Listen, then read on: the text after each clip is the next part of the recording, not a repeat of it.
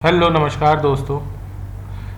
आज जो नई एक्सपायरी थी वो पहली एक्सपायरी ख़त्म हो चुकी है और देख लेते हैं मार्केट ने किस तरीके से काम किया और हमारी कल के दिन क्या चर्चा हुई थी, है ना। सबसे पहले अपन देखते हैं डाटा शीट में कल क्या बात हुई थी।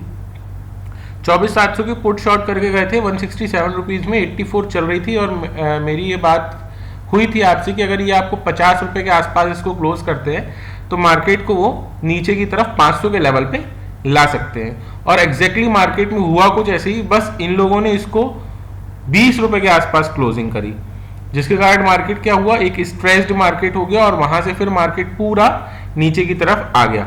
हमको ये पता था कि मार्केट अगर 700 के ऊपर जाता है, 750 तक जाता है, कुछ सस्टेन करता है तो हम अपसाइड मोमेंटम में काम कर लेंगे। लेकिन मार्केट में हुआ क्या, 700 के ऊपर गया, सस्टेन नहीं किया और वहां से नीचे की तरफ मोमेंटम दे दिया और ये कॉल आपकी जो थी वो वापस से 120 रुपए की हो गई। मतलब इसकी क्लोजिंग कितने रुपए की थी, 20 रुपए पे उन लोगों ने इसको क्लोज किया। जैसे ही उनकी पोजीशंस क्लोज हुई तो ये 120 रुपए का हाई मार दी। तो यहां पर इसको अब अपन हटा देते हैं। यहां पर क्या है, नो एनी ओपन पोजीशन। अभी इनके पास कोई भी ऐसी ओपन पोजीशन नहीं है। आज एक्सपायरी थी तो एक्सपायरी के दिन इन लोगों ने अपनी पोजीशंस को क्लोज कर दिया। यहाँ पर रिटेलर्स क्या हो गए, थोड़े बहुत बुलिश हैं और आपको पता है कि ये एक्सपायरी का डाटा है, इस पे उतना लायबल हम नहीं हो सकते हैं, मगर फिर भी यहाँ पर हमको क्या दिखा रहा है कि मार्केट में ये बुलिश है। अगर ये बुलिश है तो मार्केट ऊपर नहीं जाना चाहिए, मगर ये क्या है, एक्सपायरी का डाटा है तो थोड़ा सा इसमें हमको प्राइस एक्शन ज्यादा जोड़ना पड़ेगा। यहाँ पर कुछ भी नहीं हुआ, ये एज इट इज उनके पास स्टॉक की बाइंग पड़ी हुई है, ये फ्यूचर एज इट इज उनके पास शॉर्टिंग रखा हुआ है। ये दोनों चीजों में कोई बदलाव नहीं हुआ है। ये आपको समझ में आ गया कि कल के दिन कोई भी पोजीशंस बना के नहीं गए हैं, बिल्कुल ब्लैंक जा रहे हैं। यहाँ पर अगर अपन आगे देखते हैं तो नेट चेंज नेगेटिव है, एफआईआईज ने दबा के शॉर्टिंग करी थी, उसकी पोजीशन बुक करी, रिटेलर्स क्या हो गए, बुलिश हो गए।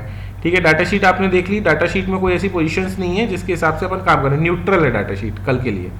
ठीक है, अब यहाँ पर अपन देख लेते हैं प्राइस एक्शन में क्या हो सकता है। देखिए मार्केट में ऊपर के लेवल पे क्या हुई है, शॉर्टिंग आई है। अब यहां पर आपको क्या दिख रहा था, अगर हम डेली टाइम फ्रेम चेक कर रहे हैं तो मार्केट लेफ्ट शोल्डर, हेड और राइट शोल्डर बना रहा है। ये बात हुई थी कि अगर हमको नीचे निकलना है तो थोड़ा सा हमको एक रिट्रेसमेंट का वेट करना चाहिए और यहां से मार्केट को हम शॉर्ट कर सकते हैं। सिमिलरली आज मार्केट क्या हुआ, ऊपर के लेवल से शॉर्टिंग आई और वॉल्यूम भी इसमें मार्केट में काफी अच्छा आया। अब हम क्या कर सकते हैं, देखिए मार्केट में अभी ऑप्शन चेन भी देख लेते हैं, फिर पूरी चर्चा करेंगे।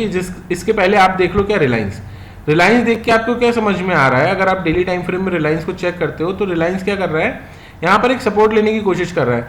मतलब कि रिलायंस अगर इस लो को ब्रेक करता है 1348 के नीचे के लेवल को, तो मार्केट आपको कहां पर लाके खड़ा कर देगा, 1317 के आसपास रिलायंस आ जाएगा। रिलायंस नीचे गिरेगा तो मार्केट नीचे आ सकता है। बैंक निफ्टी आप एचडीएफसी देखो, एचडीएफसी क्या कर रहा है, इस लो के ऑलमोस्ट, इसका लो कितना है, इसका लो कितना 43 और इसका लो अगर आप देखो तो कितना है 44, मतलब 1 रुपए से इसका लो बचा हुआ है। जैसे ही ये लो ब्रेक करता है, कल के दिन मान के चलो अगर ये लो ब्रेक करा तो मार्केट आपको कहां तक ले आएगा, 920 के लेवल तक। तो यहां से निफ्टी भी आपका नीचे की तरफ खिंचने लगेगा और नीचे की तरफ आ जाएगा। मगर एक समस्या भी मार्केट में क्या आ रही है कि एचडीएफसी तो आपका क्या कर रहा है, फॉल कर रहा है, गिरते जा रहा है, लेकिन रिलायंस क्या कर रहा है, संभलने की कोशिश कर रहा है। तो ये यहां तक आपको 920 के लेवल तक आ सकता है। ये 920 के लेवल पे आएगा तो मार्केट को नीचे खींचने की कोशिश करेगा, मगर यहां पर क्या होगा, आपकी एसएल हंटिंग होगी। क्यों, उसका कारण बता देता हूं। यहां पर आप देख रहे हो रिलायंस क्या कर रहा है, आपका ऊपर जाने की कोशिश कर रहा है। ठीक है, अभी तक तो ऐसे ही दिखा रहा है। कल इस लेवल के आसपास अगर शॉर्टिंग आ जाती है, इस लेवल के आसपास से अगर इसका हाई नहीं तोड़ता और यहां से शॉर्टिंग आती है तो फिर ये भी टर्न अराउंड होकर नीचे की डायरेक्शन पकड़ लेगा। लेकिन अगर मान के चलिए मार्केट में रिलायंस की बात करें, ये अगर ऊपर की तरफ काम करता है और एचडीएफसी नीचे की तरफ काम करता है तो आपका निफ्टी ऐसे साइडवेज बिहेव करता रहेगा पूरे दिन। ठीक है, ये बात आपको ध्यान रखनी है। ठीक है, तो ये साइडवेज का दोनों को आपको देख के चलना है। अगर रिलायंस आपका ऊपर जा रहा है और निफ्टी मान के चलो आपका एचडीएफसी नीचे आ रहा है, आप रुक जाइएगा, दोनों को सिंगल डायरेक्शन पकड़ने दीजिए डाउन का, तब आप मार्केट में शॉर्टिंग अपॉर्चुनिटी प्ले कर सकते हो। नहीं तो आपका मार्केट साइडवेज होकर एसएल हंटिंग करेगा। ये दोनों चीज आपको समझ में आ गई।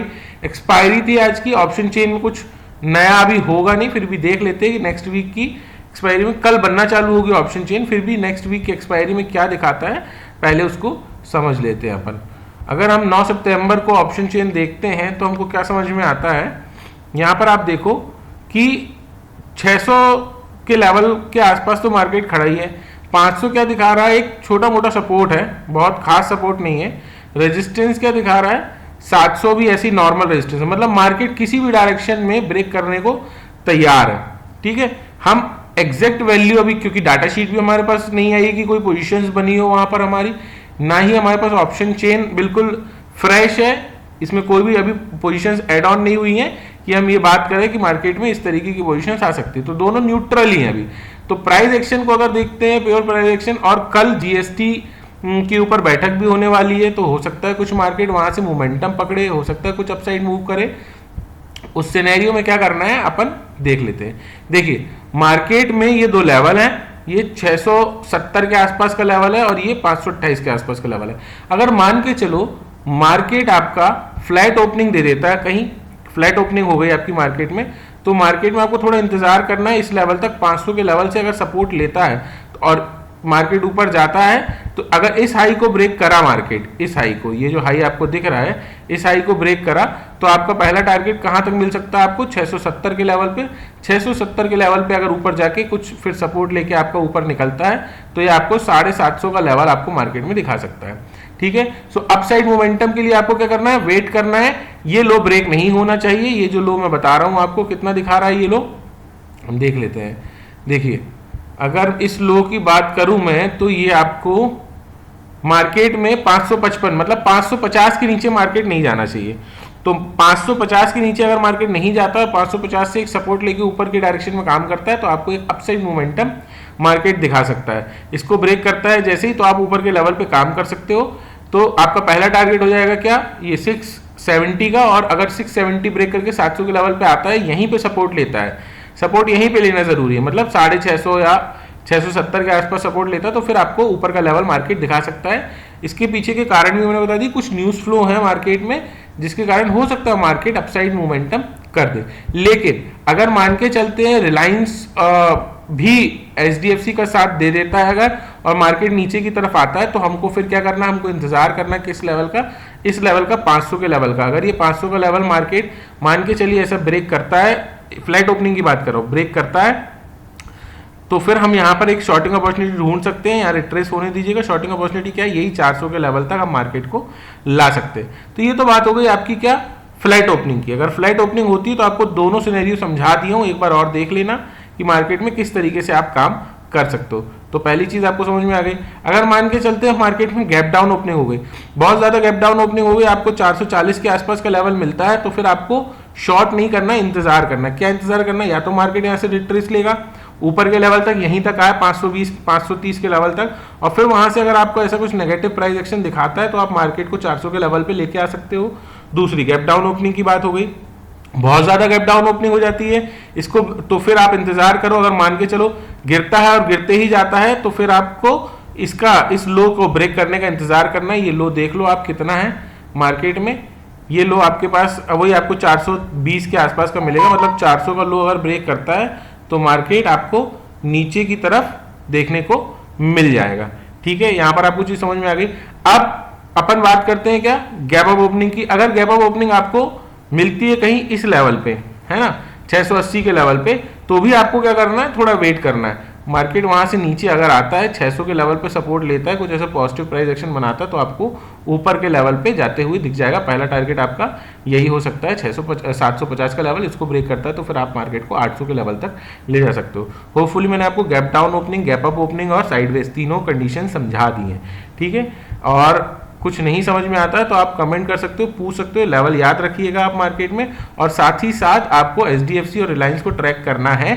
दोनों अगर सिंगल डायरेक्शन में काम कर रहे हैं, मूव बहुत अच्छा मिलेगा, लेकिन अगर अलग अलग डायरेक्शन में कुछ काम कर रहे हैं तो आपको साइडवेज हो सकता है, और हो सकता है कल मार्केट इस रेंज के बीच में भी काम करे। ये जो रेंज है आपकी, बहुत संभावना है कि हो सकता है मार्केट यहीं पे बस प्ले करे, तो ऊपर और नीचे का लेवल देख लीजिएगा। कुछ चीज नहीं समझ में आती है तो कमेंट करके पूछ लीजिएगा। एक टेलीग्राम ग्रुप है, आपको सही लगे तो ज्वाइन कर लीजिएगा। लाइव मार्केट में कुछ पूछना है तो आप पूछ सकते हो। सो थैंक्स फॉर वॉचिंग, मिलते हैं नेक्स्ट वीडियो में।